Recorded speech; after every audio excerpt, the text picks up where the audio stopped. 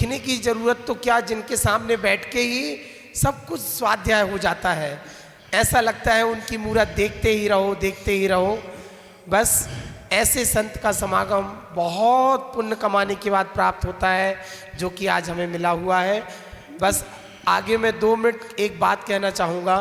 महाराज श्री जी का भी आशीर्वाद है कि 2 मिनट कुछ बोलो, तो मैं 2 मिनट के लिए एक चीज़ बोलना चाहता हूँ कि जैसे हम लोग मंदिर जाते हैं तो मंदिर में ऐसी बहुत सारी चीज़ें होती हैं। जैसे एक शब्द आता है भाषा समिति भाषा वर्गणा, कि जिस प्रकार हम अच्छे शब्दों का प्रयोग करेंगे तो वैसे ही हमारे मुख से निकली हुई वाणी यदि अच्छी होगी तो शुभ कर्म का बंध होगा। उदाहरण के लिए यदि कोई यहाँ पर तमिलनाडु आप जाएंगे तो तमिल भाषा चलेगी, कर्नाटक जाएंगे तो कन्नड़, कर्नाटक में यदि आप तमिल बोलोगे तो लोग नहीं समझेंगे। तो इसलिए हमारे जैन धर्म की भाषा होती है मागधी भाषा, अर्ध मागधी भाषा हमें भगवान के सम्मिश्रण में हमें प्रयोग करना चाहिए। लेकिन मैं आज 2 चीज़ बताता हूँ, ऐसी 2 चीज़। जैसे लास्ट टाइम मैंने मुनि श्री विमल सागर महाराज जी के सानिध्य में आपको 2 चीज़ बताई थी। एक बताया था कि भगवान के जो 3 छत्र हैं उनके नाम क्या हैं। तो सबसे बड़ा छत्र का नाम बताया था गुरुतम, और बीच वाले छत्र का नाम है लघु, और सबसे वाले छोटे छत्र का नाम है लघुतम। ये सबको याद होगा ये चीज़, तो बिल्कुल याद करना, रट लेना कि भगवान को देख के भी हम लोग अनदेखे बने हैं। हम ज्ञान पाने की क्षमता है फिर भी अज्ञानी बने हैं। तो कम से कम मनुष्य पर्याय और जैनी कुल में आकर हमें इतना ज्ञान तो होना चाहिए कि जिस भगवान के सामने खड़े हैं तो वो भगवान में क्या चीज़ें हैं, विभूतियाँ, उसके बारे में तो पता होना चाहिए। यदि आपको बड़ा छत्र मंगाना है तो आप बोलोगे बड़ा छत्र ला के दे दो, बीच वाला छत्र दे दो, सबसे छोटा छत्र। कितना गंदा शब्द है ये। 3 लोक के नाथ के लिए हम ऐसे शब्दों का प्रयोग करेंगे। तो गुरुतम, लघु और लघुतम। और एक चीज़ और मैंने बताई थी कि भगवान जो चल प्रतिमा होती है, जो चल सकती है, उसको आप जिस चीज़ पर रखते हो उसे आप कहते हो सिंहासन। भगवान को विराजमान करते हैं सिंहासन पर। लेकिन जिन भगवान ने ऐसी केवल ज्ञान रूपी जिनवाणी माँ का अपने हृदय में अंगीकार करके केवल ज्ञान मोक्ष को पाया है, उस शास्त्र आगम जिनवाणी को जिस चीज़ पर हम रखते हैं उसे क्या बोलते हैं? लकड़ी की जो होती है श्रुत पीठिका, याद है ना, भूले नहीं। तो याद रखना, ये 2 चीज़ मैंने आपको लास्ट टाइम बताई थी। ये नहीं बोलना लकड़ी की रहल लाओ, लकड़ी का स्टैंड लाओ इतनी बड़ी माता को रखने के लिए। आज मैं 2 चीज़ और आपको बताता हूँ 2 मिनट में।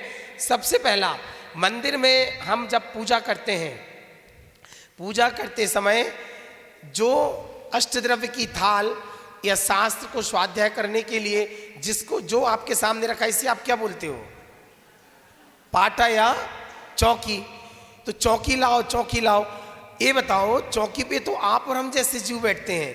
3 लोक के नाथ की पूजा करने के लिए, इतनी बड़ी माँ जिनवाणी का स्वाध्याय करने के लिए जिस चीज़ पर हम रख कर के बैठते हैं उसे हम चौकी नहीं बोलते, नहीं, उसे हम कहते हैं भद्रासन। ध्यान रखो, क्या बोलते हैं? भद्रासन।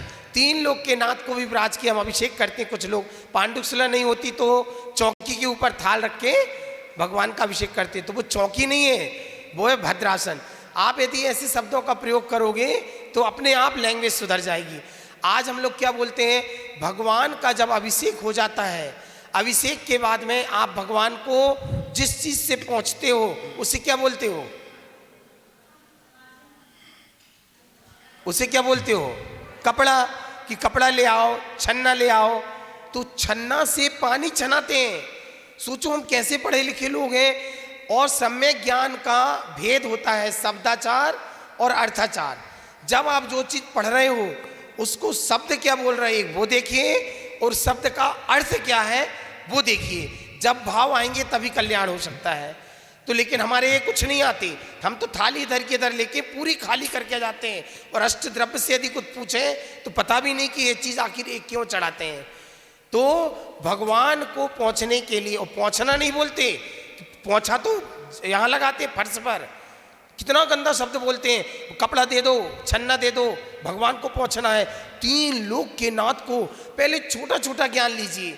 जब तक इतना छोटा सा ज्ञान नहीं आएगा ना, बड़े बड़े आगम शास्त्र खोल के बैठने से कुछ नहीं होगा। क्योंकि सबसे पहले आचरण और संस्कार।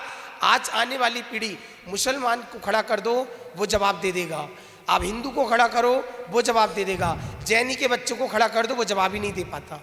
तो क्यों नहीं दे पा रहा है? क्योंकि माँ बाप ने और हमने संस्कार नहीं दिए, इसलिए हमारा धर्म भी नीचे जाने लगा। क्यों?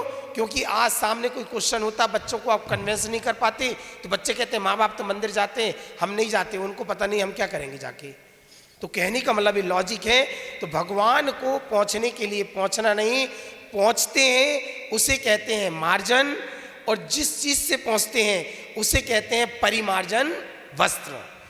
कहते हैं परिमार्जन वस्त्र लाओ, प्रभु का मार्जन करो। कितनी अच्छी लैंग्वेज है। और आप दीदी 2-4 दिन बोलोगी तो मंदिर में सब लोग सीख जाएंगे, और आने वाले महीने भर के बाद आप लोग यही शब्द का प्रयोग करोगे, परिमार्जन वस्त्र दीजिए, प्रभु का मार्जन करना है।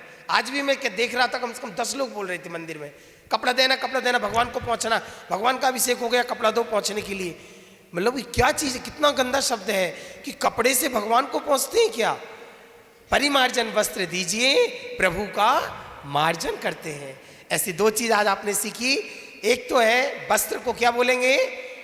परिमार्जन वस्त्र, और पहुंचने को बोलेंगे मार्जन। और जिस पर बैठकर आप स्वाध्याय पूजा करते हैं, इस चौकी को क्या बोलेंगे? भद्रासन, भद्र आसन। भद्र मतलब शुभ, अच्छे प्राणी के परिणाम, जिस पर बैठकर अपन स्वाध्याय पूजन करके अच्छे परिणाम बनते हैं, वो कहलाता है वो आसन भद्रासन। भद्रासन और परिमार्जन वस्त्र। चलिए, नमोस्तु महाराज जी। बोलिए आचार्य।